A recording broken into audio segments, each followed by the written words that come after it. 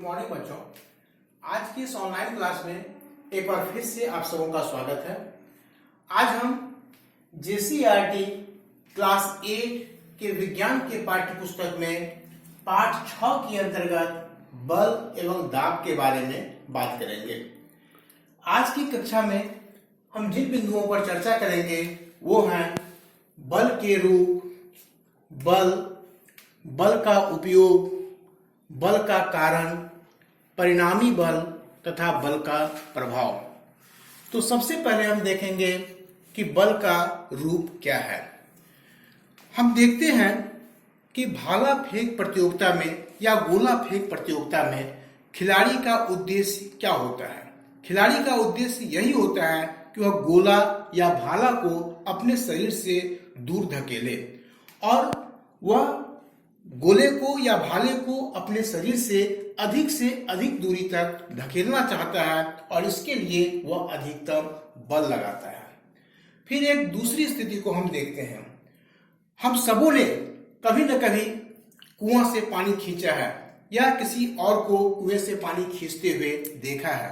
तो इस प्रक्रिया में पानी खींचने वाला व्यक्ति बाल्टी में बंधी हुई रस्सी को अपनी ओर खींचता है और इस खींचने के क्रम में वह बल लगाता है। तो पहली स्थिति में हमने देखा कि खिलाड़ी के द्वारा गोले पर या भाले पर जो बल लगाया गया उस बल को लगाकर वह गोले या भाले को धकेलने का काम किया और दूसरी स्थिति में व्यक्ति के द्वारा जब बाल्टी में बंधी रस्सी को अपनी ओर खींचा जा रहा था तो वहां पर भी उसके द्वारा बल लगाया जा रहा था। तो इस प्रकार बल के दो रूप हम लोगों ने देखा, धकेलना और खींचना। धकेलना यानी अपकर्षण, खींचना यानी अभिकर्षण। तो हम कह सकते हैं कि बल के दो रूप हैं, अपकर्षण यानी धकेलना और अभिकर्षण यानी खींचना। अब हम बल की परिभाषा देखेंगे। तो हमने देखा कि खिलाड़ी जब गोले को या भाले को बल लगाकर फेंकता है तो वह गोला या भाला विराम की अवस्था से गति की अवस्था में आ जाता है। इसी प्रकार हम देखते हैं कि क्रिकेट के खेल में जब बल्लेबाज बॉल पर प्रहार करता है तो क्षेत्ररक्षण करता हुआ खिलाड़ी उस बॉल को रोकता है। रोकने के क्रम में वह बल की गति को विराम की अवस्था में ला देता है और इसके लिए वह बल लगाता है और उस क्षेत्ररक्षक के द्वारा लगाया गया बल बॉल की गति के दिशा के विपरीत दिशा में होता है और इस कारण बॉल विराम की अवस्था में आ जाता है। तो इस प्रकार हमने देखा कि बल के द्वारा किसी ऐसी वस्तु को जो विराम की अवस्था में है उसे गति की अवस्था में लाया जाता है और जो वस्तु गति की अवस्था में है उसे विराम की अवस्था में लाया जाता है। तो हम यहाँ पर कह सकते हैं कि बल वह कारण है जिसके कारण वस्तु की अवस्था में परिवर्तन होता है। विराम की अवस्था से वस्तु गति की अवस्था में आता है और गति की अवस्था से वस्तु विराम की अवस्था में आता है। लेकिन क्या हर समय यह बात लागू होता है? नहीं। मान लेते हैं कि हमारे सामने कोई बहुत भारी वस्तु रखी हुई है या हम दीवार को ही बल लगाकर धकेलने का प्रयास करते हैं। तो इसके लिए हम कितना भी बल लगा दें हम दीवार को या उस भारी वस्तु को धकेल नहीं पाते हैं, यानी उसमें हम गति नहीं ला पाते हैं, वो वस्तु विराम में ही रहता है। जबकि हमारे द्वारा प्रयास किया जाता है, बल लगाया जाता है और हमारे द्वारा प्रयास किया जाता है कि वह वस्तु गति की अवस्था में आ जाए, लेकिन वह वस्तु गति की अवस्था में नहीं आता है। तो अब हम बल को परिभाषित कर सकते हैं कि बल वह कारण है जिसके द्वारा किसी वस्तु की अवस्था में परिवर्तन किया जाता है या अवस्था में परिवर्तन करने का प्रयास किया जाता है। या तो अवस्था में परिवर्तन होता है या परिवर्तन का प्रयास होता है, ये दोनों चीज बल है। तो हम कह सकते हैं कि अपकर्षण या अभिकर्षण की वह प्रक्रिया, हम जब किसी वस्तु पर बल लगाते हैं तो उसे या तो धकेलते हैं या उसे अपनी ओर खींचते हैं। इसलिए अपकर्षण या अभिकर्षण की वह प्रक्रिया जो वस्तु पर लगकर उसके विरामावस्था अथवा गत्यावस्था में परिवर्तन करे अथवा परिवर्तन करने का प्रयास करे तो उसे हम बल कहते हैं। अब हम देखेंगे कि दैनिक जीवन में बल का क्या उपयोग है। तो हम अपने दैनिक जीवन में बल के बहुत सारे उपयोग देखते हैं। अभी सबसे पहले जब हमने इस कक्षा की शुरुआत की तो हमने बोला कि खिलाड़ी के द्वारा गोले को या भाले को दूर फेंका जाता है, तो वहां पर बल का उपयोग किया गया। तो बल का उपयोग किसी वस्तु को धकेलने के लिए, किसी वस्तु को खींचने के लिए, किसी वस्तु को ऊपर उठाने के लिए किया जाता है। यदि हम साइकिल चलाते हैं तो वहां पर भी हम बल का उपयोग करते हैं। यदि हम कपड़े को निचोड़ते हैं तो वहां पर भी हम बल का उपयोग करते हैं।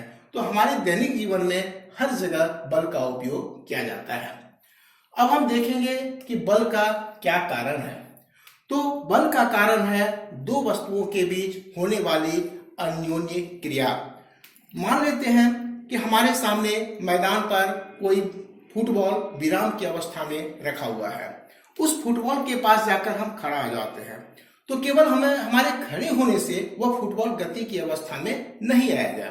उसे गति की अवस्था में लाने के लिए हमें फुटबॉल पर अपने पैर से प्रहार करना होता है, यानी हमें फुटबॉल पर अपने पैर से बल लगाना पड़ता है। फिर दूसरी अवस्था हम देखते हैं कि यदि हम किसी कार के पीछे जाकर खड़ा हो जाए, जो कार विराम की अवस्था में है, तो केवल हमारे खड़े होने से वह कार गति की अवस्था में नहीं आ सकती। उसे गति की अवस्था में लाने के लिए हमें कार को धकेलना होता है, यानी कार पर बल लगाना होता है।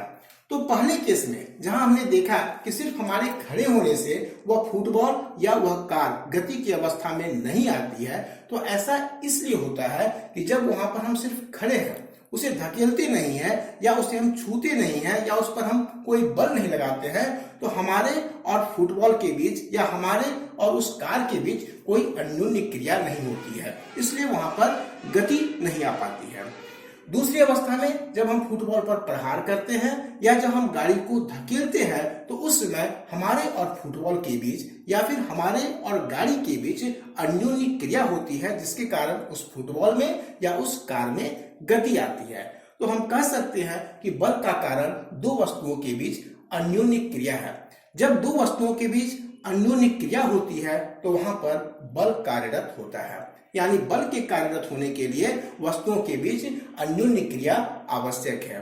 एक वह वस्तु जिस पर कि बल लगाया जाता है और दूसरा वह वस्तु जिसके द्वारा बल लगता है।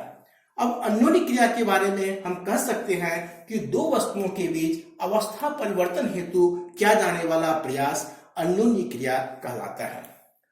अब हम आगे देखेंगे परिणामी बल। परिणामी बल को समझने के लिए हम दो स्थितियों पर विचार करेंगे। पहली स्थिति है समान दिशा में कार्यरत बल और दूसरी स्थिति है विपरीत दिशा में कार्यरत बल। मान लेते हैं कि हमारे सामने कोई भारी वस्तु रखी हुई है और हम उसको बल लगाकर उसे धकेलने का प्रयास करते हैं। वो वस्तु भारी है, हमारे द्वारा जो बल लगाया जाता है तो उसमें दो बात हो सकती है। पहली कि हम उस वस्तु को धकेल नहीं पाए बल लगाने के बावजूद भी, या फिर हम उसको अगर धकेलें तो उसके लिए हमें बहुत ज्यादा बल लगाना होगा या वो बहुत कम दूरी तय करेगी। अब हम क्या करते हैं कि अपने किसी मित्र को इस प्रक्रिया में शामिल करते हैं और दोनों व्यक्ति मिलकर उस वस्तु को एक ही दिशा में धकेलते हैं, यानी हम दो व्यक्तियों के द्वारा जो बल लगाया जा रहा है वह बल उस वस्तु पर एक ही दिशा में लगाया जा रहा है। तो उसमें परिणामी बल जो होगा वह दोनों बलों के योग के बराबर होगा और यह परिणामी बल दोनों बलों से अधिक होगा।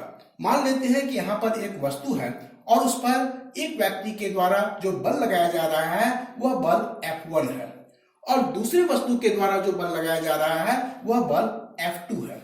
दोनों बल F1 और F2 एक ही दिशा में लगाया जा रहा है, इसलिए परिणामी बल F1 प्लस F2, यानी दोनों बलों को हम जोड़ देंगे, हमारा परिणामी बल निकल जाएगा।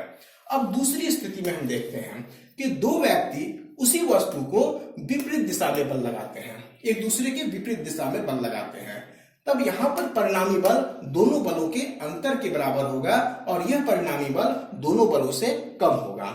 अब यहाँ पर हम मान लेते हैं कि एक व्यक्ति के द्वारा जो बल लगाया जा रहा है वह बल F1 है और दूसरे व्यक्ति के द्वारा जो बल लगाया जा रहा है वह बल F2 है। अब यहाँ पर हमें परिणामी बल ज्ञात करना है, तो दो बात हो सकती है, या तो पहले व्यक्ति के द्वारा लगाया गया बल F1 दूसरे व्यक्ति के द्वारा लगाया गया बल F2 से ज्यादा है, और यदि ऐसा होगा तो परिणामी बल बराबर हो जाएगा F1 माइनस F2। अब दूसरी बात यह हो सकती है कि दूसरे वस्तु के द्वारा, दूसरे व्यक्ति के द्वारा लगाया गया बल F2 पहले व्यक्ति के द्वारा लगाया गया बल F1 से ज्यादा होगा, तब वहां पर परिणामी बल निकालने के लिए हमें F2 से F1 को माइनस करना पड़ेगा। अब एक तीसरी बात भी यहां हो सकती है कि यदि दोनों बल जो विपरीत दिशा में कार्य कर रहा है, दोनों बल का मान बराबर है, तब क्या होगा? तब परिणामी बल जो होगा दोनों बलों का अंतर, और दोनों बल यहाँ पर बराबर है तो परिणामी बल शून्य हो जाएगा। और जब परिणामी बल शून्य होगा तब वस्तु की अवस्था में कोई परिवर्तन नहीं होगा। हम देखते हैं कि रस्साकशी के खेल में खिलाड़ियों का दो समूह एक दूसरे पर विपरीत दिशा में बल लगाता है। रस्सी को एक समूह अपनी ओर खींचता है और दूसरा समूह अपनी ओर खींचता है। यदि दोनों समूहों के द्वारा बराबर बल लगाया जाता है तो रस्सी में कोई गति नहीं आती है, क्योंकि वहां परिणामी बल शून्य हो जाता है। अब हम बल के प्रभाव के बारे में जानेंगे। बल एक ऐसा चीज है जिसे हम देख नहीं सकते या दिखाई नहीं पड़ता, हम इसके प्रभाव को अनुभव करते हैं। तो बल के क्या क्या प्रभाव हैं? सबसे पहला प्रभाव कि बल किसी वस्तु को विरामावस्था से गति की अवस्था में लाता है। यदि मैदान में रखे हुए फुटबॉल पर हम अपने पैर से प्रहार करते हैं, यानी कहने का मतलब है अपने पैर से उस पर बल लगाते हैं, तो वह फुटबॉल जो विराम की अवस्था में था वह गति की अवस्था में आ जाता है। गोला फेंक प्रतियोगिता में खिलाड़ी जब गोले को फेंकता है तो वह गोला विरामावस्था से गति की अवस्था में आ जाता है। तो हम कह सकते हैं कि बल किसी वस्तु को जो विराम की अवस्था में है उसे गति की अवस्था में लाता है। बल का दूसरा प्रभाव है कि बल किसी ऐसी वस्तु को जो गति की अवस्था में है उसे विरामावस्था में भी ला सकता है। जब हमने पहले भी बात किया था कि क्रिकेट के खेल में जब बल्लेबाज गेंद पर प्रहार करता है और क्षेत्ररक्षण करता हुआ खिलाड़ी उस गेंद को, उस बॉल को रोक लेता है, तो इसका मतलब है कि वह गतिशील बॉल जो है वह विराम की अवस्था में आ गया। तो हम कह सकते हैं कि बल किसी गतिशील वस्तु को विराम की अवस्था में ला सकता है। बल का तीसरा प्रभाव कि बल वस्तु की गति को तेज या धीमा कर सकता है। यदि कोई व्यक्ति साइकिल चला रहा है, साइकिल की चाल एक समान है और दूसरा व्यक्ति उस साइकिल को पीछे से धकेलना शुरू करता है तो साइकिल की चाल बढ़ जाएगी। फिर वही व्यक्ति यदि साइकिल को धकेलना छोड़कर उसे पीछे की तरफ खींचने लगे तो क्या होगा? तो साइकिल की चाल धीमी हो जाएगी। तो हम कह सकते हैं कि बल वस्तु की गति को तेज या धीमा कर सकता है। यहाँ पर एक और उदाहरण हम देख सकते हैं कि ऊपर से यदि किसी वस्तु को हम नीचे गिराते हैं तो वह वस्तु जैसे जैसे नीचे आता है उसकी चाल तेज होती चली जाती है। इसके पीछे क्या कारण है? तो हम जानते हैं कि पृथ्वी प्रत्येक वस्तु को अपनी ओर खींचती है, और जिस बल से पृथ्वी किसी वस्तु को अपनी ओर खींचती है उसे हम पृथ्वी का आकर्षण बल कहते हैं या उसे हम पृथ्वी का गुरुत्व बल कहते हैं। तो जब कोई वस्तु ऊपर से नीचे गिरता है तो पृथ्वी का गुरुत्व बल भी उस वस्तु को अपनी ओर खींचता है। चूंकि दोनों बल एक ही दिशा में कार्य करते हैं इसलिए ऊपर से नीचे गिरती हुई वस्तु की गति तेज हो जाती है। इसके विपरीत जब हम किसी वस्तु को ऊपर की ओर फेंकते हैं तो वह वस्तु जैसे जैसे ऊपर जाती है वह धीमी होने लगती है। कारण यही है कि वस्तु की गति ऊपर की ओर होती है और गुरुत्व बल नीचे की ओर कार्य करता है, जिसके कारण वस्तु की गति धीमी हो जाती है। चौथा प्रभाव, बल वस्तु की गति की दिशा में परिवर्तन लाता है। फुटबॉल के खेल में यदि फुटबॉल लुढ़कते हुए किसी खिलाड़ी के पास जाता है और खिलाड़ी अपने पैर के द्वारा उस फुटबॉल को दूसरी दिशा में फेंक देता है तो उस फुटबॉल के दिशा में परिवर्तन हो रहा है। क्रिकेट के खेल में बल्लेबाज जब बॉल पर प्रहार करता है तो वह बॉल की दिशा में परिवर्तन ला देता है। तो हम कह सकते हैं कि बल वस्तु की गति की दिशा में परिवर्तन लाता है। पांचवा प्रभाव कि बल वस्तु की आकृति में परिवर्तन लाता है। यदि हम रबर बैंड को अपने दोनों हाथों से खींचें तो रबर बैंड के आकृति में परिवर्तन आ जाएगा। इसी तरह से धनुष में तीर लगाकर अगर खींचा जाए तो उसकी आकृति में भी परिवर्तन आ जाएगा। रोटी बनाते समय जब गूंथे हुए आटे के लोई को बेला जाता है तो वह रोटी के शक्ल में आ जाता है। तो हम कह सकते हैं कि बल किसी वस्तु की आकृति में परिवर्तन ला सकता है। तो आज की कक्षा में हमने जिन बातों को जाना वो इस प्रकार है। बल के दो रूप होते हैं, अपकर्षण और अभिकर्षण। बल की परिभाषा, अपकर्षण या अभिकर्षण की वह प्रक्रिया जो वस्तु पर लगकर उसके विरामावस्था अथवा गत्यावस्था में परिवर्तन करे अथवा करने का प्रयास करे, उसे हम बल कहते हैं। बल का कारण दो वस्तुओं के बीच अन्योन्य क्रिया के फलस्वरूप वहां पर बल कार्यरत होता है। अब अन्योन्य क्रिया क्या है? तो दो वस्तुओं के बीच अवस्था परिवर्तन हेतु किया जाने वाला प्रयास ही अन्योन्य क्रिया है। परिणामी बल के बारे में हमने जाना कि जब दो बल किसी वस्तु पर एक ही दिशा में कार्य करते हैं तो परिणामी बल दोनों बलों का योग होता है और यह दोनों बलों से अधिक होता है। और यदि दो बल किसी वस्तु पर एक दूसरे के विपरीत दिशा में कार्य करते हैं तो परिणामी बल दोनों बलों के अंतर के बराबर होता है। यदि दो विपरीत दिशा में कार्य करने वाले बल समान हो तो परिणामी बल का मान शून्य होगा और ऐसी अवस्था में वस्तु की अवस्था में कोई परिवर्तन नहीं आएगा। बल का प्रभाव, पहला प्रभाव, बल किसी विराम की वस्तु को गति की अवस्था में लाता है। बल किसी गत्यावस्था वाले वस्तु को विराम की अवस्था में लाता है। बल किसी वस्तु की गति को तेज या धीमा करता है। बल किसी वस्तु की गति की दिशा में परिवर्तन ला सकता है और बल किसी वस्तु की आकृति में परिवर्तन ला सकता है। अब अगली कक्षा में हम बल के प्रकार और दाब के बारे में चर्चा करेंगे। धन्यवाद।